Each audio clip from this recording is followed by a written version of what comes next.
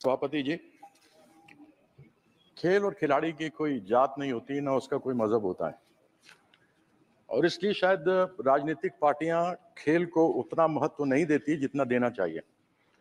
लेकिन मैं अपने मुख्यमंत्री का सहृदय धन्यवाद करना चाहूंगा, हमारे पश्चिम बंगाल के मुख्यमंत्री का, कि हर क्षेत्र से कला, खेल, संगीत, सब क्षेत्र से आपको लोग व्यक्ति मिलेंगे इस संसद के अंदर जो अपने क्षेत्र की आवाज को उठा सकते होंगे। तो मैं अपनी ओर से अपने मुख्यमंत्री ममता बंदोपाध्याय जी का बहुत धन्यवाद करता हूं कि उन्होंने सभी क्षेत्र में से लोगों को पार्लियामेंट में बुलाकर उनको आवाज उठाने का अवसर दिया। और क्योंकि खेल और खिलाड़ी की कोई जात और मजहब नहीं होती, इसलिए राजनीतिक लोग भी इसको ज्यादा गंभीरता से नहीं लेते। अभी संजय जायसवाल जी हैं कि चले गए? चले गए। वो बोल रहे थे जब हम बात करेंगे तैयारी की तो आपको तो दर्द होगा, विपक्ष को दर्द तो होगा। मुझे मालूम नहीं उनको या उनकी पार्टी को तब दर्द हुआ था जब हमारी महिला कुश्ती बेटियां और बहन थी जिनके साथ अत्याचार हुआ था और वो त्राहिमाम त्राहिमाम कर रही थी, तब किसी की आवाज नहीं उठी थी। मुझे याद है जब मैं छोटा था, मैं भी क्रिकेट खेला, भारत के लिए विश्व कप 1983 में जीता। हमारे साथ में यूसुफ पठान बैठे हुए हैं जो 2011 में विश्व कप भारत के लिए जीते। हमारे कप्तान फुटबॉल के, भारत के कप्तान बैठे हुए हैं, पद्मश्री लिए हुए प्रसून बैनर्जी, सब यहाँ बैठे हैं। मुझे भी याद है जब मैं छोटा था और उस समय क्रिकेट में पैसा नहीं था तो हम लोग थर्ड क्लास ट्रेन की बोगी में जाया करते थे। टॉयलेट के सामने सामान टॉयलेट में पड़ा हुआ होता था और हम लोग बैठे रहते थे और जाते थे। और school games federation of India तो शायद अपना ही है, किरण रिजिजू जी आप तो मंत्री रहे हुए हैं, वही SGFI ले जाया करती थी हमें। आज भी परिस्थिति सभापति महोदय वही है हमारे एथलीट्स की, क्रिकेट की तो नहीं, लेकिन हमारे एथलीट्स की आज भी, हमारे जो खिलाड़ी हैं आज भी उनकी यही हालत है कि वह जनरल बक्सों में जब डिब्बों में जाते हैं, टॉयलेट के सामने बैठते हैं, टॉयलेट में उनका सामान होता है, जब वो जाते हैं खेलने तो उबड़ खाबड़ मैदानों पर खेलते हैं, खाने के लिए ढंग से मिलता नहीं, डॉर्मेट्री में रहते हैं, टॉयलेट के सामने खाना बनता है। और यह मैं नहीं कहता हूं, यह टेलीविजन पे एक बार नहीं अनेकों बार देखा गया है। हम बात करते हैं हमारी प्रिपेयर्डनेस क्या है। अरे अगर आपको ओलंपिक्स की तैयारी की बात करनी है तो आपको 2028 की अभी करनी चाहिए, न कि जब आपकी टीम चली गई हो। ओलंपिक्स की तैयारी, खेल लोग समझते हैं खेल ऐसा ही है। जब से टेलीविजन पे ये खेल आना शुरू हुआ है और 30 कैमरों से क्रिकेट को अलग अलग एंगल से दिखाया जाता है, लोग मुझे सिखाने लग गए क्रिकेट कैसे खेला जाता है।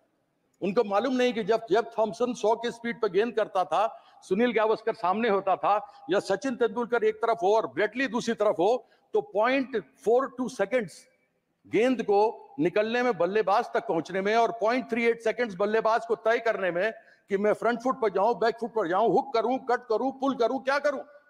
लेकिन लोग हमको सिखाते हैं, यानी ये बॉल छूटी और ये बैट्समैन के पास आई, ये समय है, बस इन दो चुटकियों के बीच का खेल है।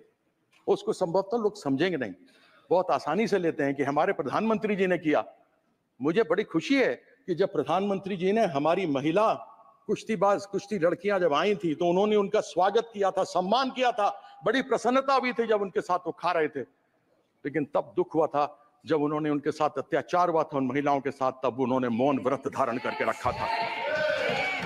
अगर अपनी महिलाओं को एक तरफ बोलते हैं बेटी बचाओ बेटी पढ़ाओ, अगर हम अपनी बेटियों को जो बाहर से स्वर्ण पदक लेकर आते हो, दूसरे पदक लेकर आते हो, अगर हम उनको नहीं अपनी तरफ से, यह सदन के लिए शर्म की बात है कि यदि हम उनको अपनी तरफ से संरक्षण नहीं दे सकते तो बड़ी खेद की बात है।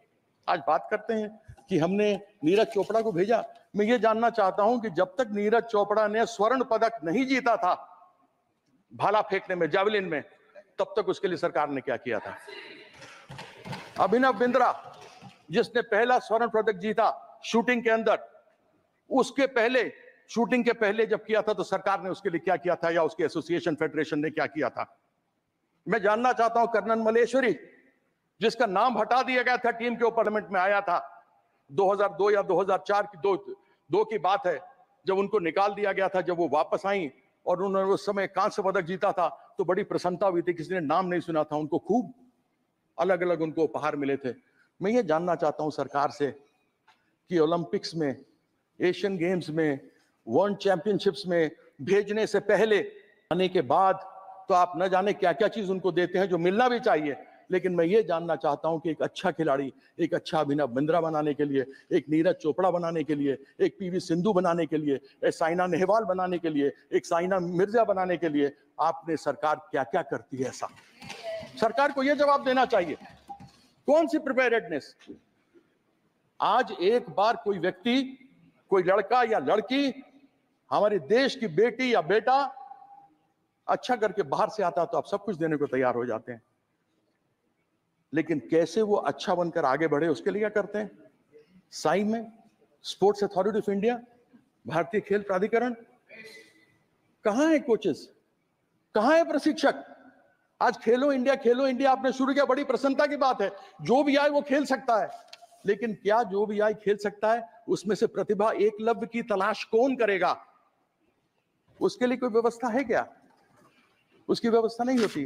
उसकी व्यवस्था इसलिए नहीं होती क्योंकि यहां पर जितने जगह प्रशिक्षकों के, कोचेस के खाली पड़े हुए हैं, 70% से अधिक लोगों के जगह खाली पड़े हुए हैं प्रशिक्षकों के। मुझे याद है मैं नेशनल इंस्टीट्यूट ऑफ स्पोर्ट्स में जाता था। एक national institute of sports Patiala था जहां पर कोचेस तैयार किए जाते थे। ये राष्ट्रीय स्टेडियम, नेशनल स्टेडियम, इस नेशनल स्टेडियम के अंदर cricket, hockey, football, basketball, badminton सब खेल खेले जाते थे और सबके प्रशिक्षक होते थे। हम लोग को प्रशिक्षण मिलती थी, हम लोग वहां सीखते थे और सीखने के बाद आगे बढ़ करके खेलते थे। आज वो परिस्थिति कहां है? इसलिए क्योंकि इसका कोई भी अपना वो नहीं है। मैं अधिक बातों को न लड़ते हैं तो उनकी आपस में लड़ाई तो होगी। तो आप यहाँ क्या खाक मारने के लिए बैठे हैं? स्पोर्ट्स मिनिस्ट्री किस लिए बैठी हुई है कि यदि आप उन लड़ाइयों को सुधार करके उन जो प्रतिभावान लोग हैं उनको आगे नहीं भेज सकते तो फिर आपका फायदा क्या है? तो ऐसी बातें कहते हुए जरा आदमी को सोच लेना चाहिए। ये खेल, याद रखिएगा, हर एक व्यक्ति में एक खिलाड़ी रहा है। बचपन से जब बड़े हुए हैं ना तो कोई ना कोई हमने खेल खेला है। चाहे गुल्ली डंडा खेला है, चाहे खो खो खेला है, चाहे हॉकी खेला है, हमने कोई ना कोई खेल खेला है। हम सबों के अंदर एक खिलाड़ी का दिल होता है और एक खिलाड़ी के दिल में ये बात होती है कि वो खिलाड़ी खेल और खेल की भावना को साथ में रखता है, जात और मजहब की बात नहीं करता। और ये लोग बेटी बचाने वाली बात करेंगे जिन्होंने सीता माँ का आज तक कोई भी सम्मान नहीं किया, जो कभी सीताराम नहीं बोलते, वो बेटी का सम्मान करेंगे। ऐसी अपेक्षा तो मैं इनसे रखता नहीं। तो मैं आशा करता हूं कि इसी अगले सत्र में 2028 में ओलंपिक में क्या करेंगे उसकी तैयारी के बारे में यहाँ करके बताएंगे, तब मैं समझूंगा। हालांकि तब तक ये रहेंगे नहीं रहेंगे दुनिया जानती है कि इनका हालत। तो अभी साथ में देखें ललन जी बैठे हुए साथ में, डिमांड कर दिया इन्होंने। वो जो नाम सब आ रहे हैं ना दुकान के बाहर लिखने का, डिमांड चालू कर दिया कि हटा उसको। तो मैं एक बार पुनः धन्यवाद करता हूं, आपने मुझे अवसर दिया, बहुत बहुत धन्यवाद।